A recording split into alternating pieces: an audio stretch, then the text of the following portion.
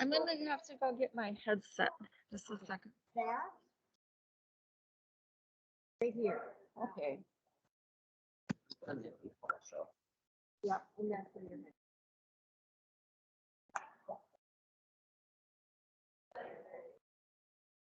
You want a glass of water, Roxanne? Sounds great. Yeah, I forgot mine.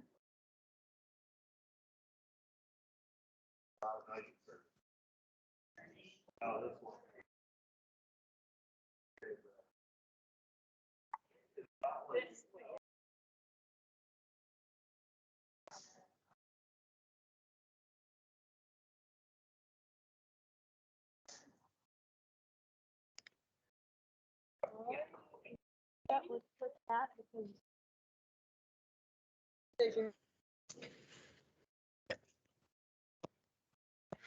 Hi, Terry. Can you hear me? Hi, Chris.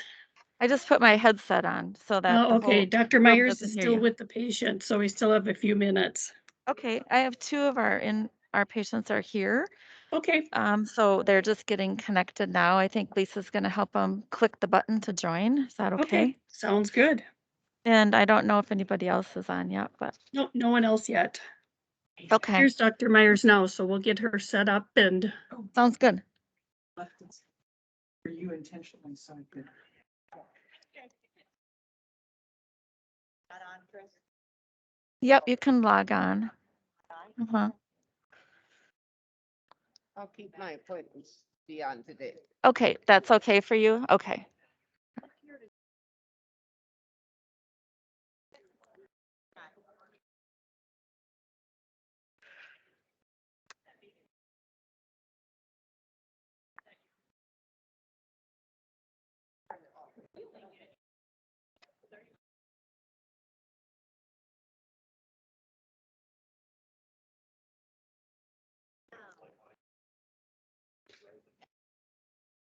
Oh, in a second, you can. Okay. Oh, we don't want that. I mean, I usually carry. So I. Shit, I need to get out there. Oh, there you go. You make it bigger. That's fine, okay. Come on, hit the mute. Mute, we don't want you guys talking.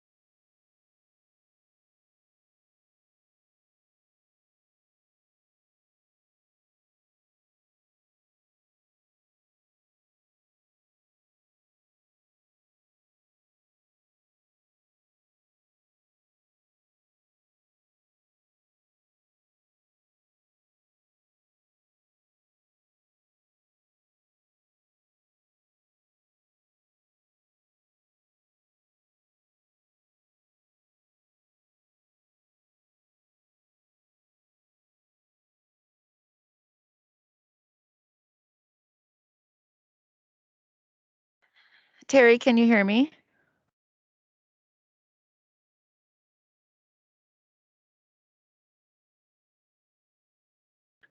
hi, Chris. Are you able to admit them from the lobby? I did admit, I checked for Phil, but I don't know if he got on. It looks like John is, Yep, I've tried to admit them 3 times. okay. So I'm doing it again. Oh, here we go. I don't know who that is. Okay. Hey, John. There's the lecture. Okay. Okay. Yep. So, okay. So we'll just try Phil again, I guess.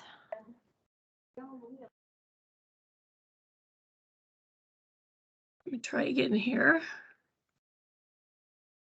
It says fill and then it's just circling.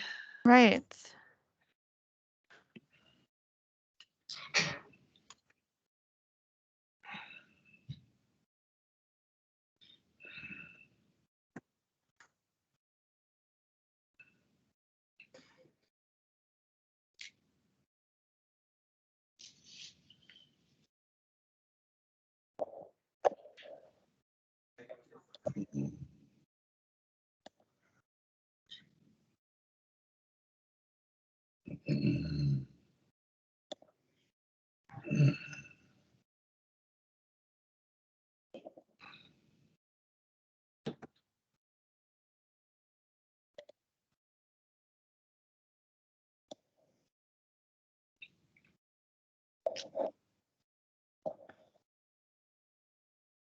Okay, can you guys see me? I'm trying to set up for Dr. Myers.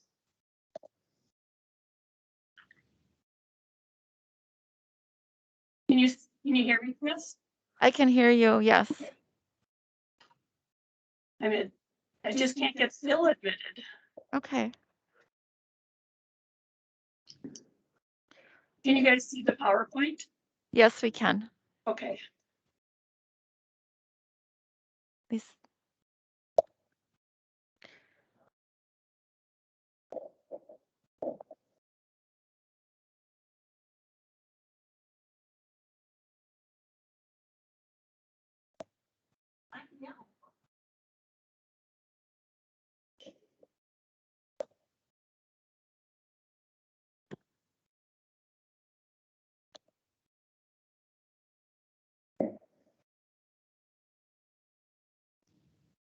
Dr. Meyer, I can't hear anything. Anybody hear me? Yep, we can hear you. We can hear you. Yep, we haven't started yet. We're just waiting for Dr. Myers.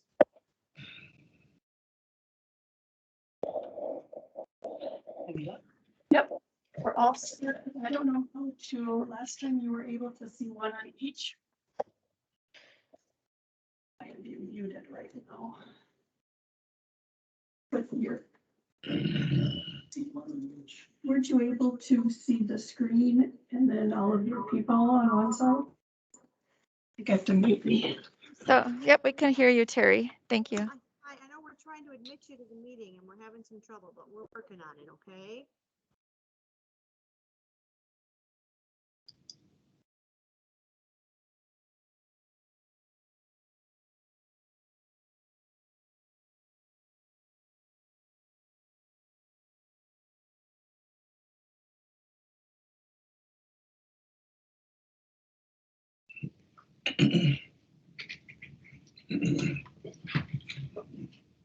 Is there a volume control on this thing?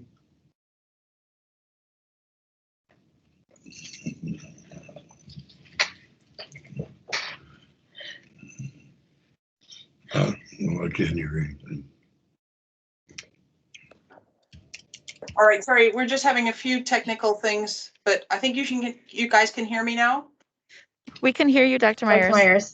All right, perfect. All right, great. So sorry, this is every month, it's a new challenge, but we keep trying. Eventually, we'll do this in person and it'll be easier. Good morning. I'm Dr. Myers. I'm the medical director of respiratory therapy, and I'm going to give you guys some information on your lung diseases. I know that most of the people in pulmonary rehab have some type of underlying COPD, but there are also many other diseases that are represented in the pulmonary rehab, including bronchiectasis and pulmonary fibrosis, and patients who are recovering from COVID. So hopefully this will be beneficial to all of you, but just know that the majority of this lecture is about COPD, as that's the majority of patients in pulmonary rehab. So what we're talking about today is something called an exacerbation. And what that means is that your underlying lung disease is flaring up. Something is triggering it, whether it's a cold, a bronchitis, a pneumonia, or just simply some other trigger that's flaring your lung disease. And that's what an exacerbation is. All right. So, okay. So let me see how I can advance my slides.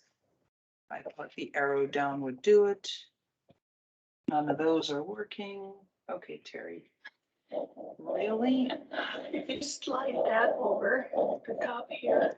All right. And then just click right What there. if I do the actual presentation mode? Yep. Huh? Isn't there, Oh, yeah. right there. This one? Yep. Oh, they went away. Yep. Okay, so that's the problem? Yep. Second. Here we go. Okay. I can see them if they. Can you guys see me? Okay, they can't. Yes, we can see you and we Okay. can see your PowerPoint. Yep. All right, here we go. All right.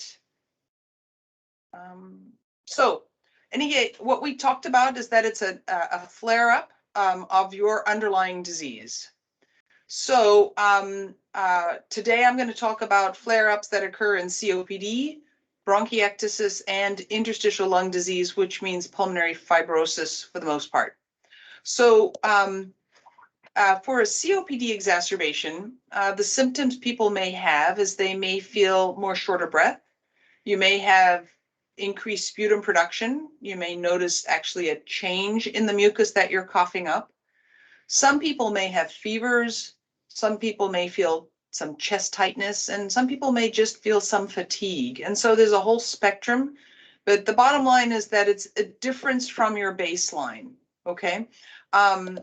This little diagram that we have here is a picture of an airway. Well, you can see the person's coughing, and this is a segment of the airway which would be normal, and an airway that's all inflamed with some mucus coming out of the edge of it. That's what that's kind of showing you. And you can notice that if the airway is full of mucus and is inflamed, it's harder to breathe through that tube.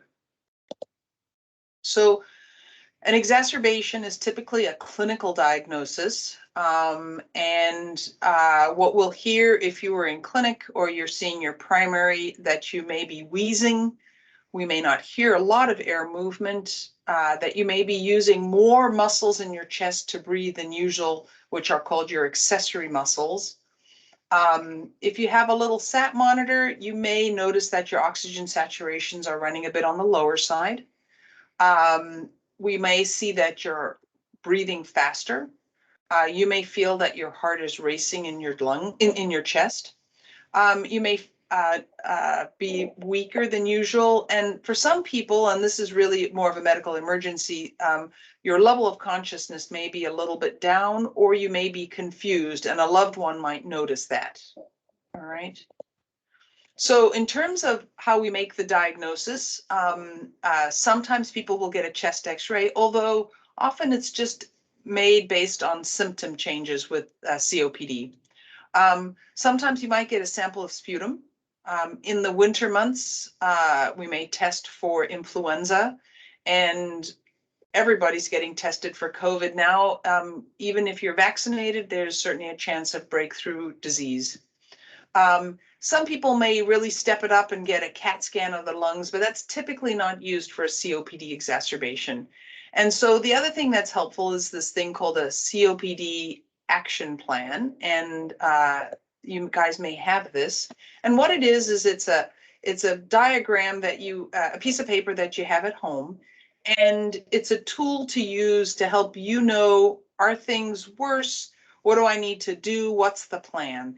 And so the green section is this is what I do when I feel good. So this is where you would put your maintenance medications in and how you take them. And green basically means you're feeling good. Yellow means I'm not feeling as good. Something's not, I'm off my baseline. And then again, what would you do at that time? If you've got a nebulizer, you may start using your nebulizer. If you have a rescue inhaler, you may use that more often. This is kind of letting you know that I need to be stepping up what I'm doing at home because I'm feeling like things are worse. And then the red zone, the red zone is when I feel really a lot worse and I really can't breathe very well. Do I need to go to the emergency room? Do I need to contact my doctor? Do I have a plan in place at home? Some people will have backup steroids and antibiotics that they have on hand and a plan that they've drawn up with their doctor to say, when I'm not doing as well, then I'm going to take these medications. And then if that doesn't work, then I definitely need to go into the clinic, urgent care, or the emergency room. And so hopefully you guys have one of these and can review it either with your primary or with your lung specialist in terms of what you need to do if you're getting into trouble. So the things that cause flare-ups of COPD are going to be viral infections most often, can be bacterial infections. For some people, it's a change in the weather, such as it's really humid or it's very cold. Pollution or particulates in the air. So we had all these fires up in Canada and that smog that moved across Minnesota. A lot of people had a hard time breathing during that time. Sometimes actually it can be a stressful event that can trigger a COPD exacerbation. And sometimes if you have other issues like heart failure and COPD, if you have a worsening heart problem, that can affect your breathing as well. And certainly if you have any heart rhythm issues and your heart were to go really fast, that could also affect your breathing. So these are some of the things that can cause flare-ups of your COPD. So how do we deal with that? So oftentimes the first line is if you've got a rescue inhaler or you have a nebulizer at home, to step up the frequency of how you're using those. And simply just doing that can help ward this off from becoming something worse.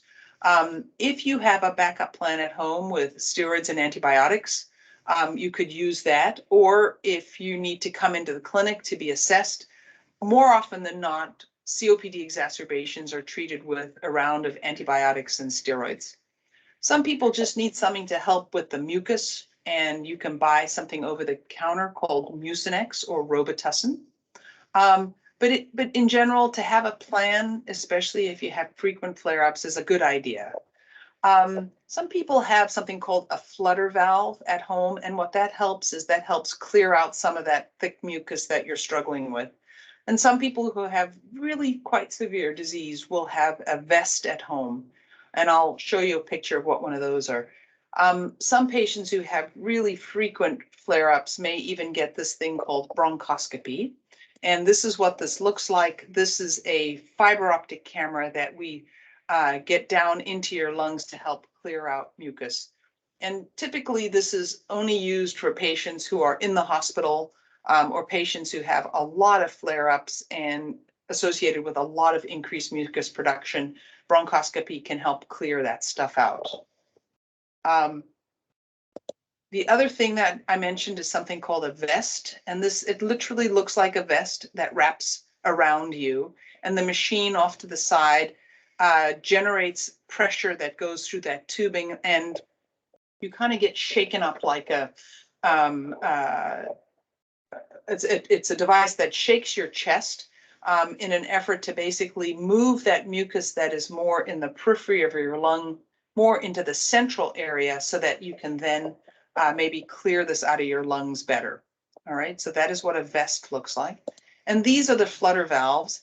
And most people in pulmonary rehab will be introduced to this thing called an Arabica, which is also the most widely used flutter valve in the Park-Nicolet system. And it can also help you get that mucus out by breathing.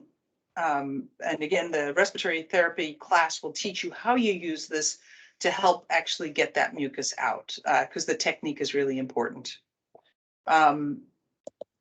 People have really bad exacerbations and end up in the hospital, may end up on something called a BiPAP. And this is a machine that's basically an external ventilator.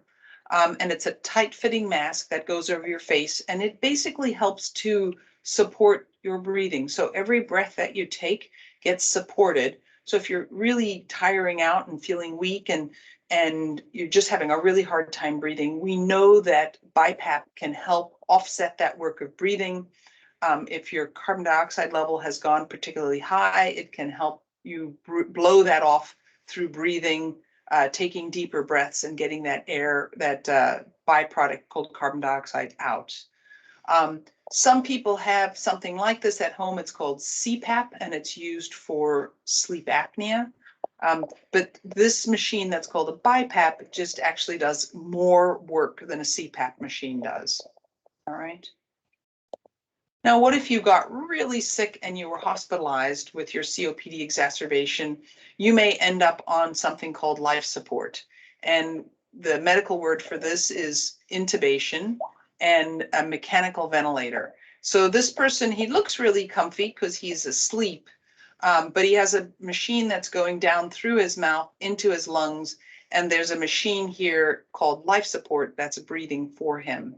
And that's a very extreme exacerbation of COPD, but it does happen.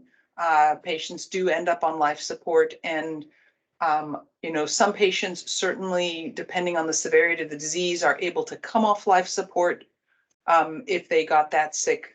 For some people who get so very sick and end up on life support, they don't ever wake up, and it's a different conversation there in terms of coming off life support and passing away.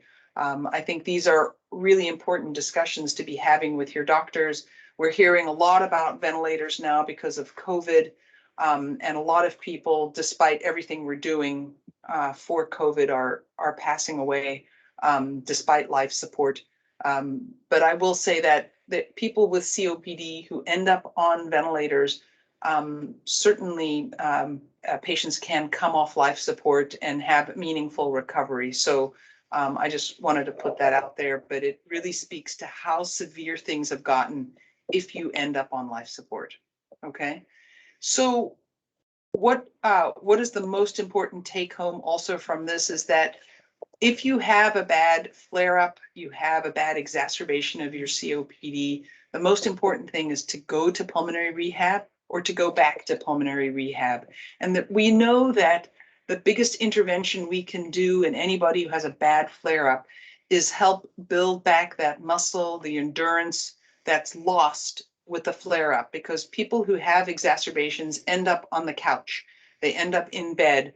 They're not moving around, so they're losing muscle mass. They're losing their ability to their cardiovascular fitness. And so it's really important. I'm glad you guys are all in pulmonary rehab, but anytime you have a flare up, you need to go back to your books that you're given. You need to ask for a referral back to pulmonary rehab. Or again, if you've got some equipment at home, pull out all the literature and books that you've been, the binders that they give you to take home and work on that exercise at home. All right. So that's COPD. And now we're going to talk a bit about bronchiectasis.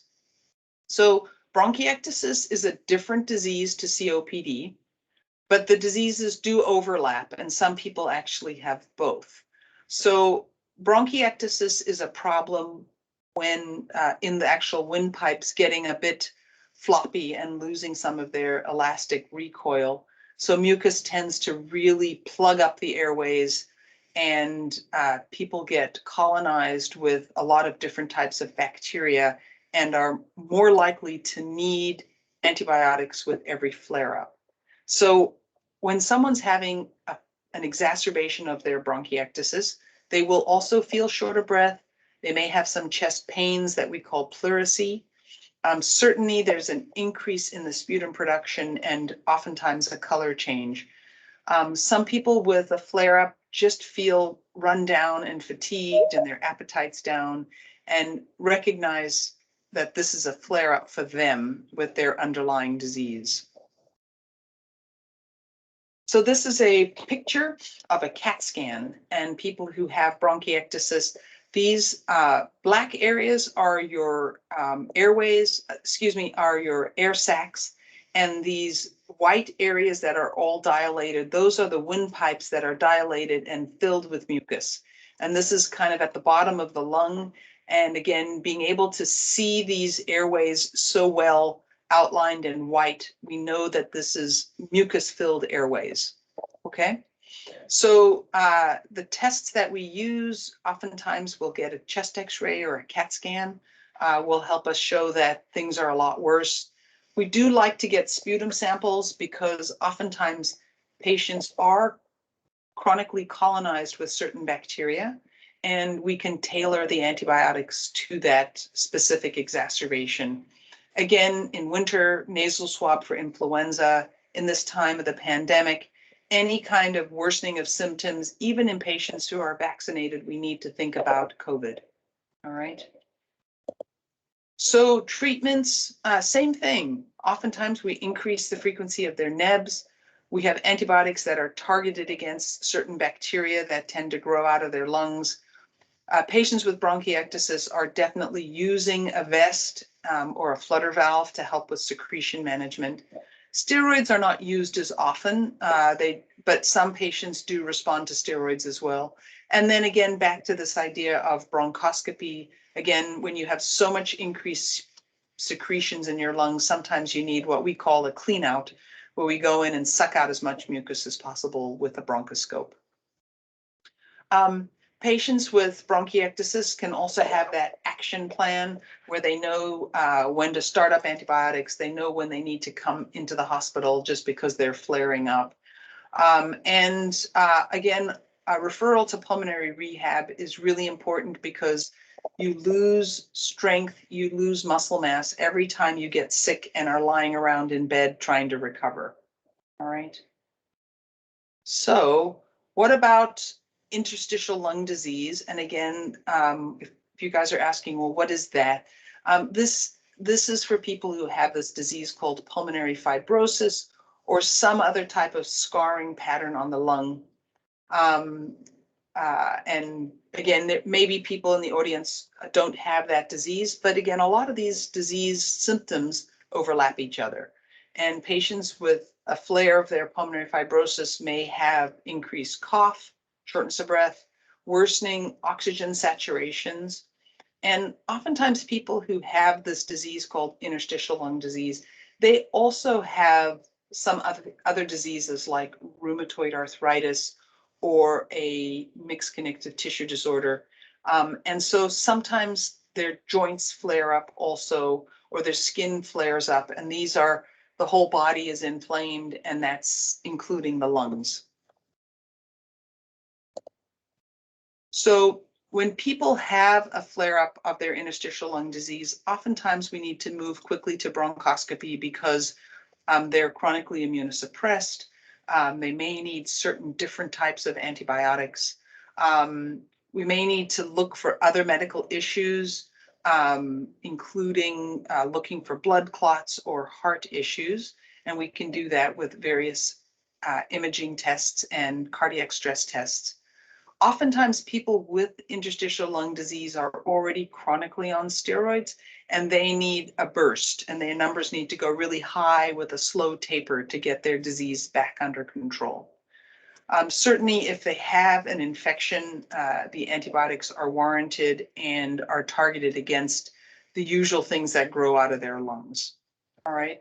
And the common theme to all these diseases is that going to pulmonary rehab to build up strength that you've lost during your flare up is really important. Again, some people use up all their days in pulmonary rehab, but you are given instruction manuals on things you can do at home. And I would really encourage you that anytime you have a flare or what we call an exacerbation of your underlying disease, that you refer back to that. And even if you're tired and you don't want to get out of bed because you're like, I don't feel good, I'm not breathing as well, pushing yourself to exercise is really key. All right. And I'm going to open this up for questions. And just give me 1 second to change screens. And I will unmute everyone. Quick exit. I don't know. Okay, there we go. Let's see if I minimize that window. There we go. All right. So I'm going to open this up and just, there we go. So you guys are unmuted now and can ask questions, and I will see if I can answer them. Okay, people aren't unmuted. I know I can't. Let me see if I can do it. Is there a way to unmute participants? There we go. I think if we just You might click. have control. Yep, let me do this. Mute all. Nope. All right, I can't. I'm going to. So Carl, you can hit that. There's a little mute button. You can click it on your screen and it'll open it. Same for you, Phil. If you look at your screen, you can touch the little microphone, which will then unmute it. The wall and sit in the squat position for 30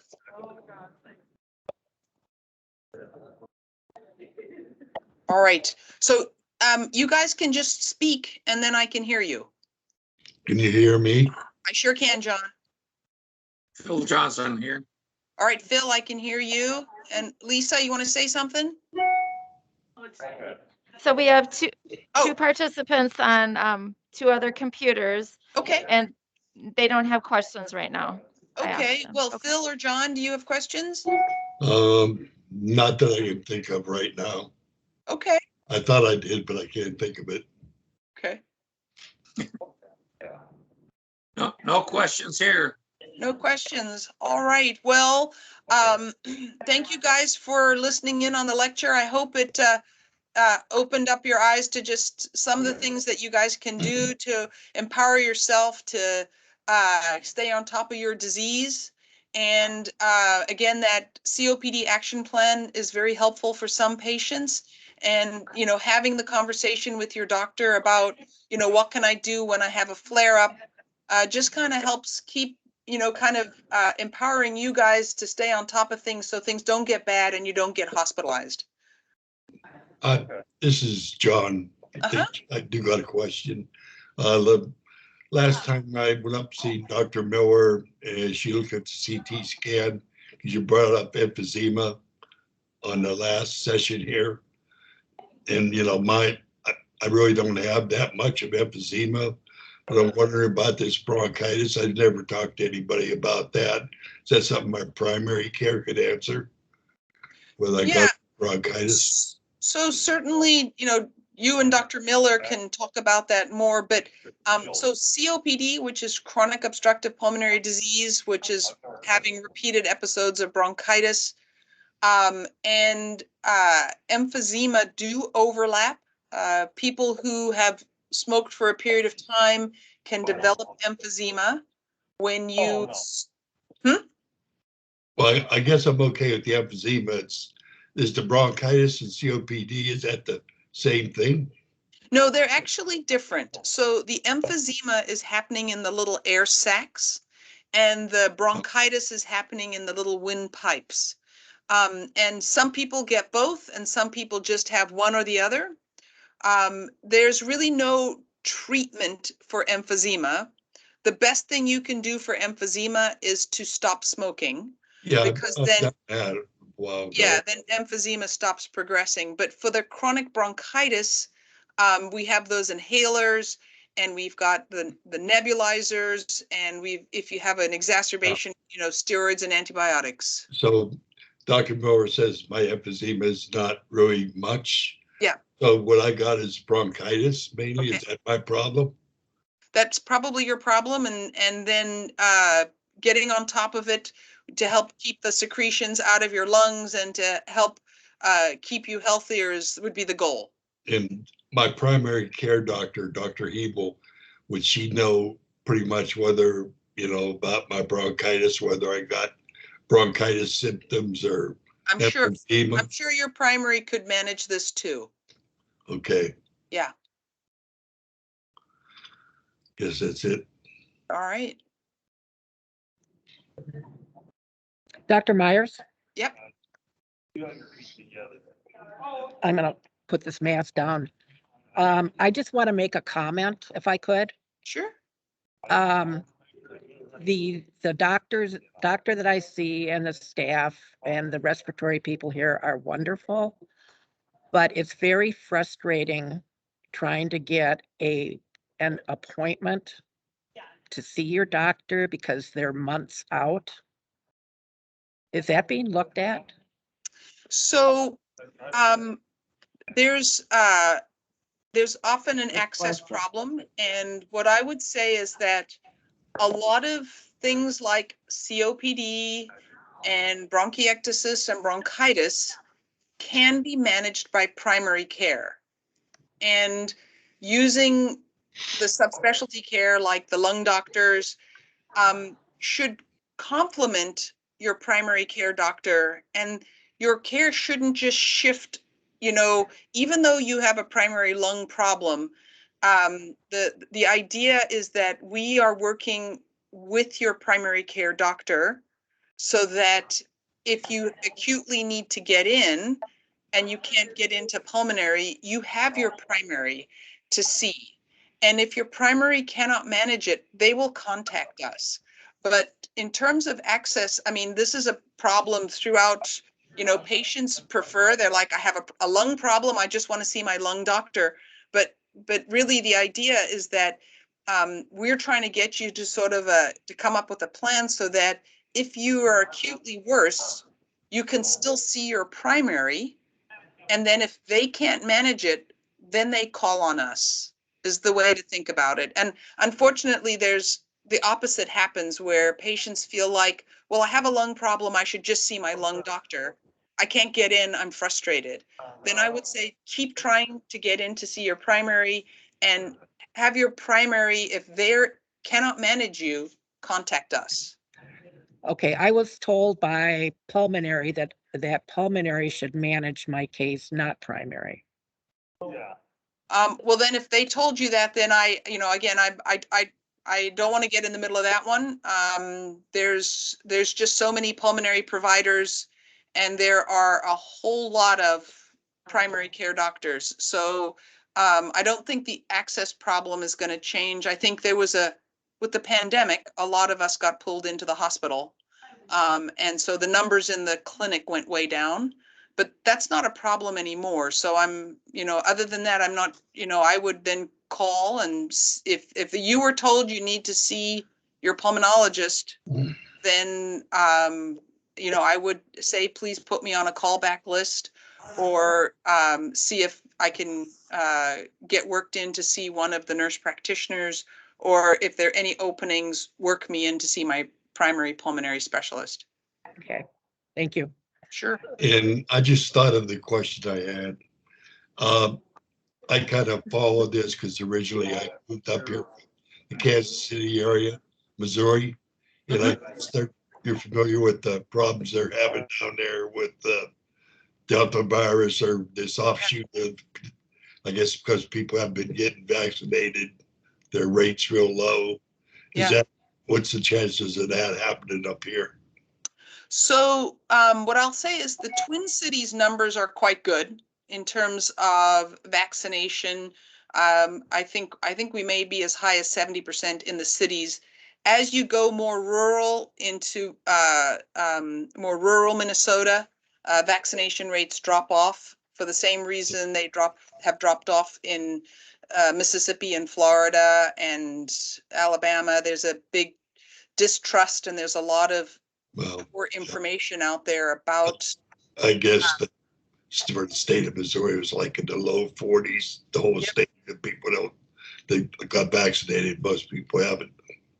right. And so we are all disappointed that there's been such a bad misinformation campaign about the vaccine. We know that this vaccine is saving lives. The people who are getting sick now and getting hospitalized are almost uniformly Yeah, unvaccinated or people with immune problems that Yeah. didn't respond to the vaccine. So it does put everybody else at risk because we know that there are breakthrough people who were vaccinated are still getting the disease. The good news is they're not getting nearly as sick as unvaccinated patients. The problem is that as long as the virus is in the community, it's going to keep mutating.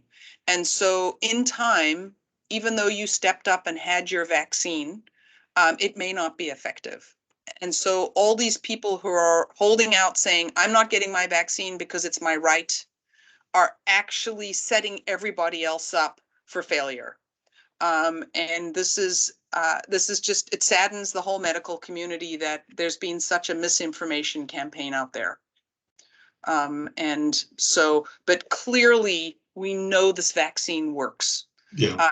And so I would just say, if you have any family who is hesitant, it's good to just tell them your story.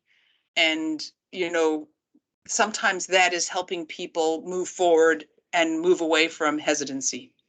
And as long as we got a high vaccination rate up here in Minneapolis, in this area, it's unlikely that we have the same problems they're having down there in Kansas City and St. Louis. It's much less likely. The problem is if you look at how the surges happened across the United States, they kind of originally started on the coasts and then moved to the Midwest. Then the next surge started in the South and moved up. So we may be seeing this in a couple months from now, where we start seeing a surge in the cities also. But as of right now, it's nothing compared to what's happening nationally. Yeah, okay. That's it. All right. All right, guys, we'll keep working hard in rehab and have a great day. Thank you so Okay. much. All right, bye-bye. Okay, Bye. Thank you very much.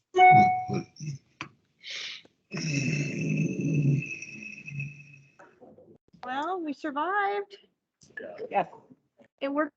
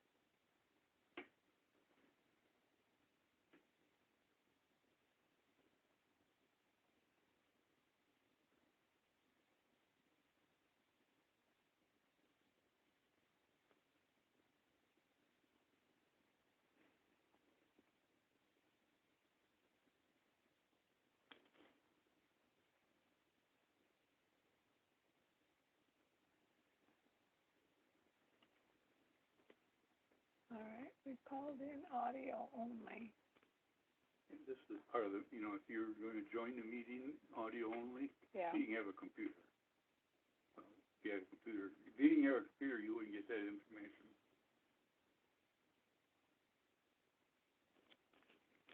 Hold that a minute.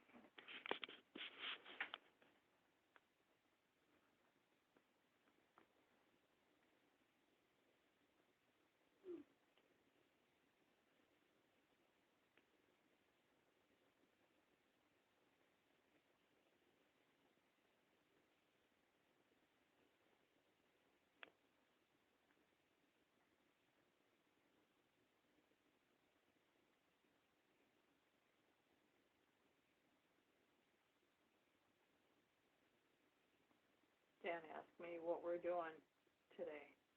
And I just told him not much, except dinner tonight with friends. And he said, cool. And then he says, you can always come by. I'm in my garage cleaning before garbage trucks get here.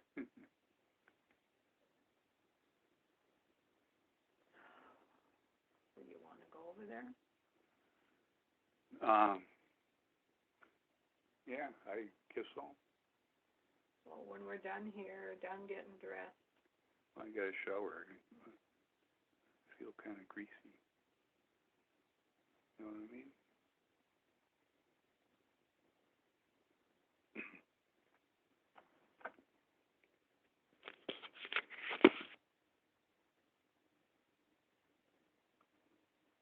We could go back to the computer link. And back to the computer. well, we installed the, Yes. but, okay. Unless you want to call the Pulmonary Rehab Center there and tell them you're trying to get in to a Microsoft team meeting and you can, you know, what you Oh, did this one here? in the bottom, yeah.